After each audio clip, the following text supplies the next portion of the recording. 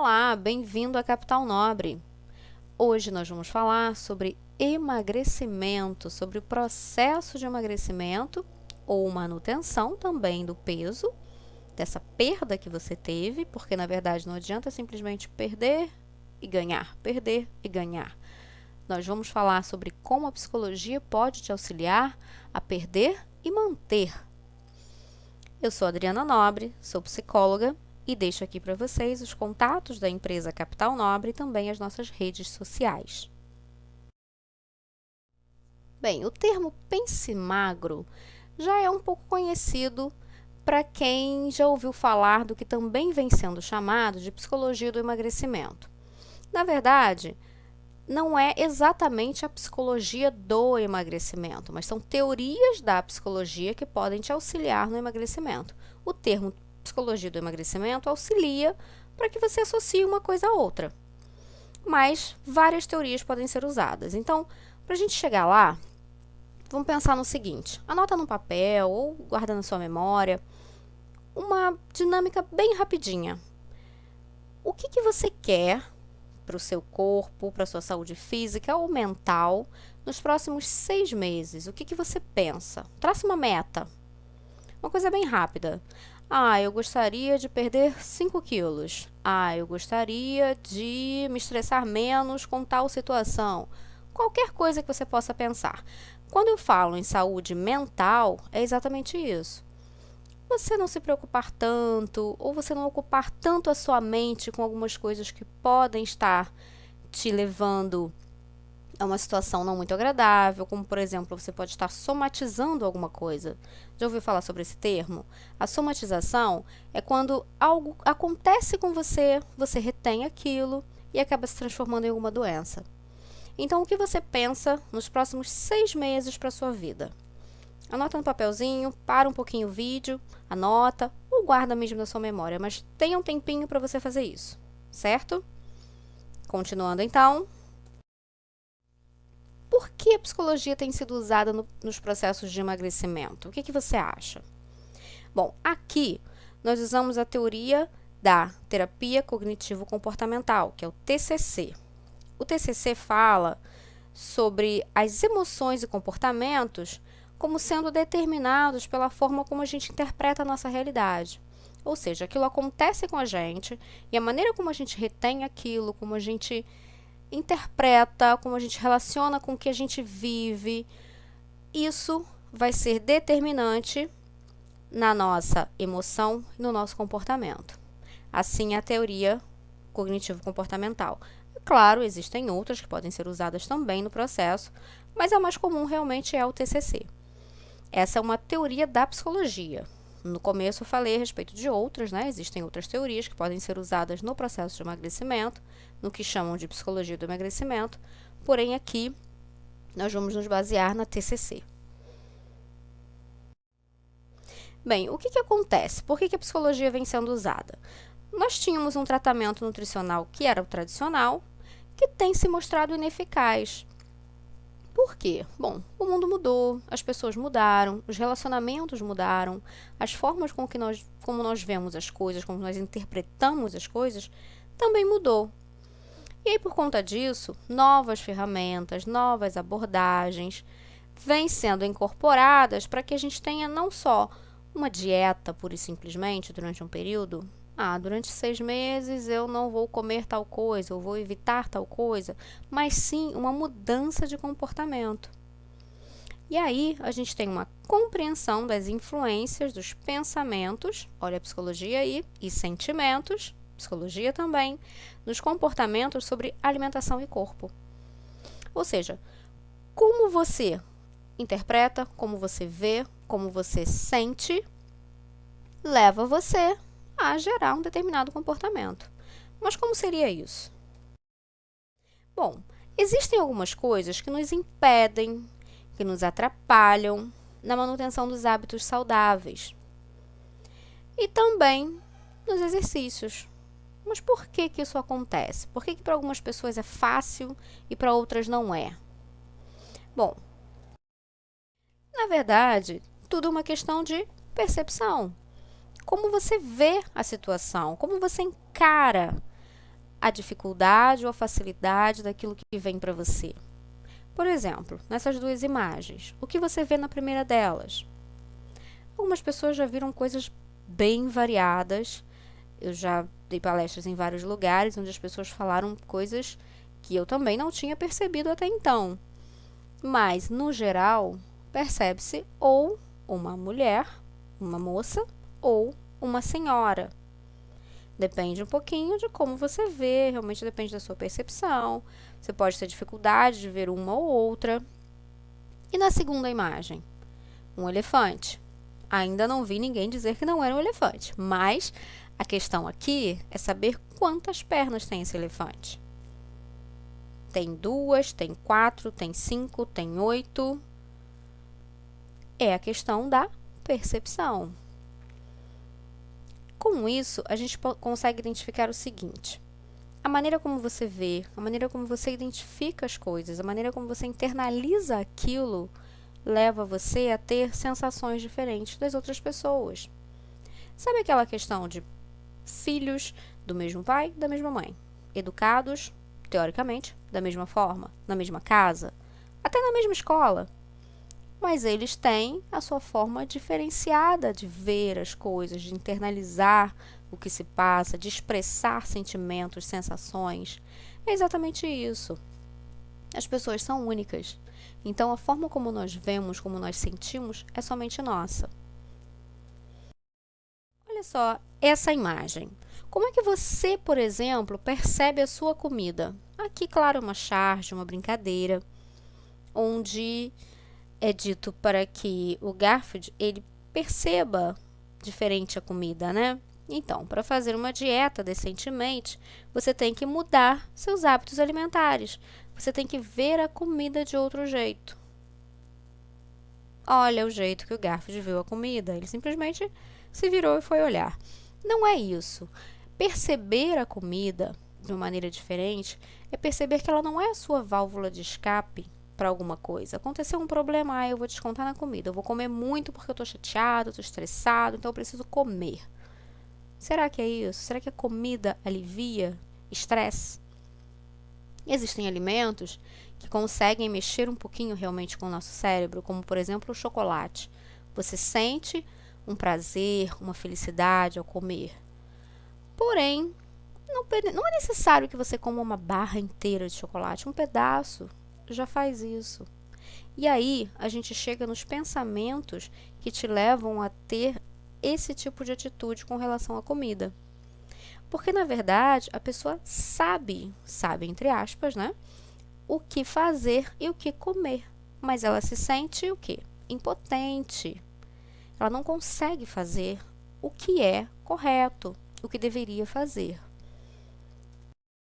Por exemplo, para você, o que significa a palavra dieta? Qual é o peso da palavra dieta? Quando a gente fala em dieta contigo, o que vem na sua cabeça? Essa imagem ou algo parecido? Se alimentar do que não te dá prazer, se alimentar menos, sentir fome. O que vem na sua cabeça? É exatamente isso que vai fazer com que você siga ou com que você mantenha ou não a sua dieta, a sua perda de peso e também com que você não ganhe mais peso futuramente. A forma como você interpreta isso, a forma como você internaliza isso e trata essa questão consigo próprio vai levar ao êxito ou não da situação. A motivação vai fazer com que você inicie alguma coisa para mudar a sua situação atual. Está te incomodando? Se incomoda, é necessário mudar. E essa mudança faz com que você, a partir dessa motivação para a mudança, comece. E começar vai fazer com que você tenha um novo hábito, com que você adquira um novo estilo de vida, um novo hábito e continue. Tudo aquilo que é habitual é mais difícil a gente parar. Assim é também, claro, com o hábito errado. Se a gente tem o hábito de todos os dias, no café da manhã, ir até a padaria e comprar um salgadinho, é o nosso hábito. Essa mudança não é fácil, mas se você está motivado, você vai começar e você vai tentar manter. No momento em que você estiver desanimado para manter essa mudança, é o momento em que você não pode parar. Porque aí sim ela vai se tornar habitual e vai ficar mais fácil para você. Então a ideia é tratar o emagrecimento como um novo estilo de vida, não simplesmente como uma dieta. Tem alguns pensamentos que podem fazer com que a gente desista. Existem pensamentos positivos, pensamentos negativos, porém aqui a gente fala de pensamentos sabotadores e pensamentos funcionais. Bom, pensamento positivo para algumas pessoas pode ser o seguinte: perder peso é muito fácil, amiga. Você só precisa pensar magro. E aí eu como uma macarronada com refrigerante, na sobremesa um bolo recheado e me imagino magra, dentro de um vestido mais justo. É assim? Deve ser assim? Talvez até seja para algumas pessoas, mas não deveria ser assim. Então a ideia não é você ter simplesmente um pensamento positivo, mas um pensamento que seja aquele que te auxilia, um pensamento funcional. Os pensamentos ocorrem da seguinte maneira: você tem uma situação S, que gera uma percepção P, uma emoção E, um comportamento C, que te leva a um resultado, uma resposta final. Por exemplo, alguém pisa no seu pé. Óbvio, você percebeu, alguém pisou no seu pé. E aí, você tem uma emoção por conta disso. Você percebeu que alguém fez isso. Será que para você a pessoa fez de propósito? Será que não fez? Então, isso gerou uma emoção, que gerou um comportamento. Será que você ficou preocupado, ficou tenso, ficou irritado? E aí disso vem o resultado, vem uma resposta. Você vai querer brigar, você vai falar alguma coisa, você vai simplesmente ficar quieto, vai fingir que nada aconteceu. Cada um vai ter uma reação para a mesma situação. Se a gente fizer a mesma pergunta para 10 pessoas, talvez existam 10 respostas para essa pergunta, por conta do sentimento. Se você estiver num bom dia, não, tudo bem, pisou, foi sem querer. Se você estiver num dia ruim, não foi sem querer. Por mais que a pessoa se desculpe, pode ser que você ache que não foi, viu meu pé e pisou. Então é exatamente assim. Para cada situação, a gente tem uma percepção, a nossa percepção. Cada um tem a sua forma de perceber a situação. E a nossa leva a uma atitude que pode ser positiva ou não. E aí, a gente chega no pensamento sabotador. Ele dificulta o alcance das metas. E o pensamento funcional é o contrário, auxilia no alcance de metas. Agora, por exemplo, o que você sente? Sente fome? Sente vontade de comer? Aí está a questão. São coisas diferentes. Eu posso estar com fome e me satisfazer com um prato de alface. Mas eu não quero alface, eu quero chocolate, eu quero pão, eu quero a pizza. Aí a vontade é diferente. Então, os alimentos, sejam eles saudáveis ou não, vão te saciar. Porém, existe a vontade de comer coisas diferentes. Tem muita gente que fala assim: Adriana, mas eu estava com vontade de comer uma coisa que não tinha na geladeira. Eu atravessei a rua, fui na padaria e comprei.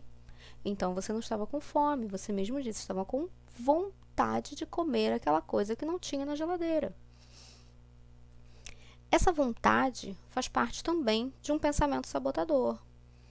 Por exemplo, digamos que você receba uma pessoa na sua casa e ela leva para você esses pães fresquinhos, acabaram de sair do forno, ainda quentinhos, ela passou na padaria e comprou para você, levou para sua casa.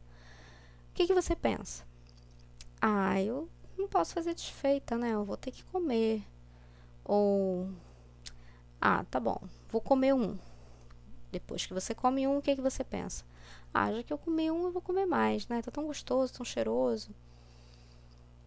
Ou você pensa o seguinte, comi um, já estou satisfeita, não tenho mais fome, o que eu tenho é simplesmente vontade de comer, e essa vontade eu posso suprimir, porque a minha fome já foi satisfeita.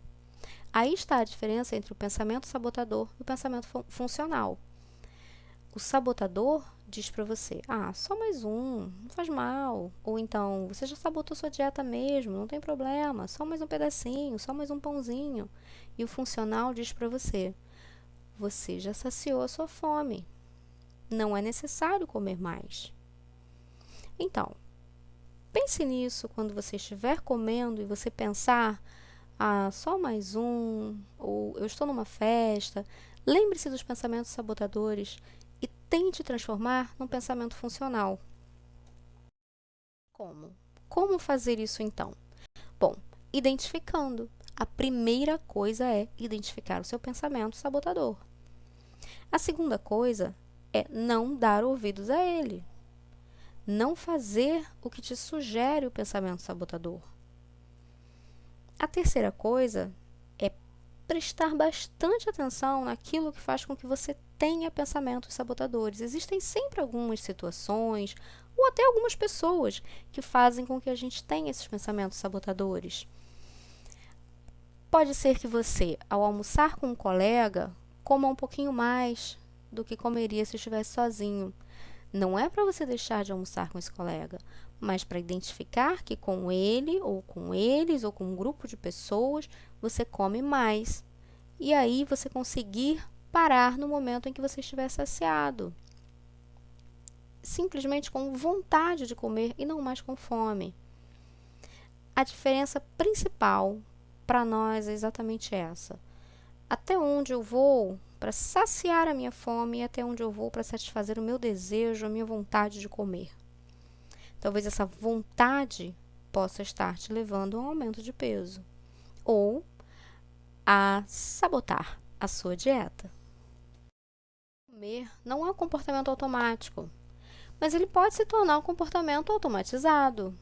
Como? A partir do momento em que você tem outras distrações, a partir do momento em que a comida não é o seu foco. O seu foco é, por exemplo, a TV.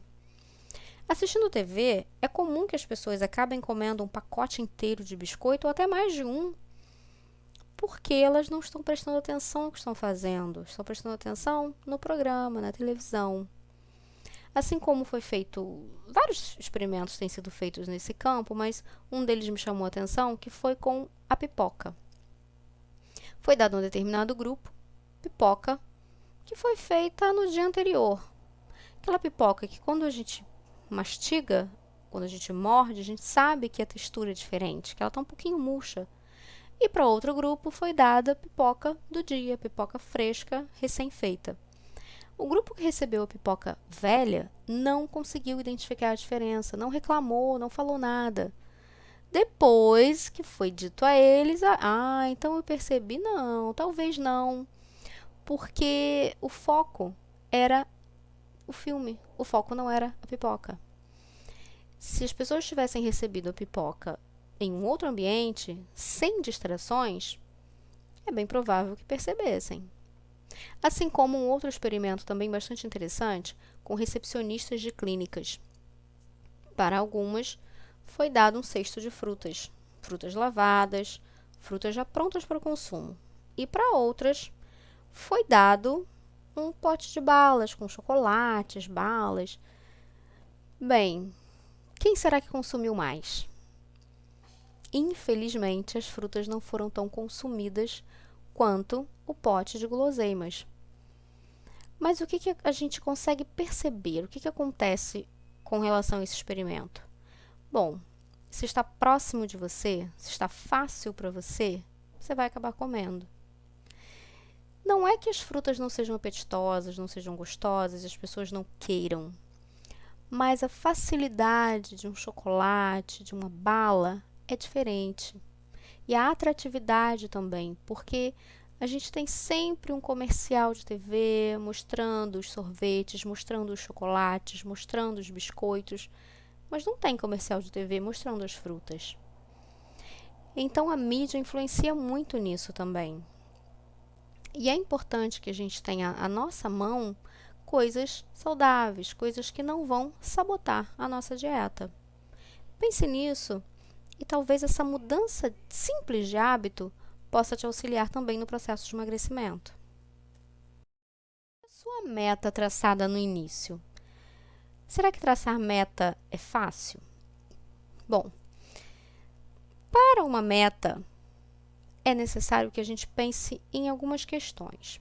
Será que essa meta tem um motivo? Por que você quer alcançar essa meta? Por que você traçou essa meta? E você especificou essa meta? Você deu um tempo para essa meta? Bom, o nosso tempo aqui foi de 6 meses, para os próximos 6 meses. Porém, o que você traçou é alcançável em 6 meses? É sustentável nesses 6 meses ou daqui para frente? Não é fácil traçar a meta porque a gente precisa pensar em uma série de questões que normalmente a gente não pensa.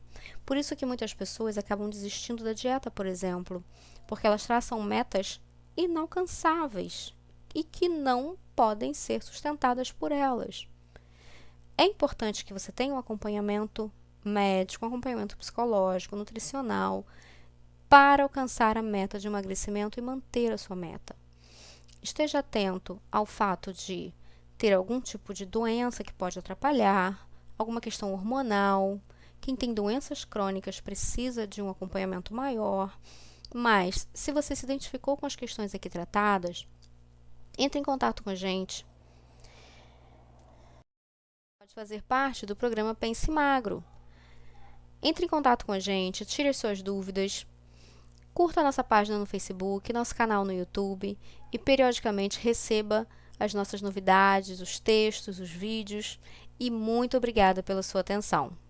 Até a próxima e dê um curtir aí no nosso vídeo. Um abraço!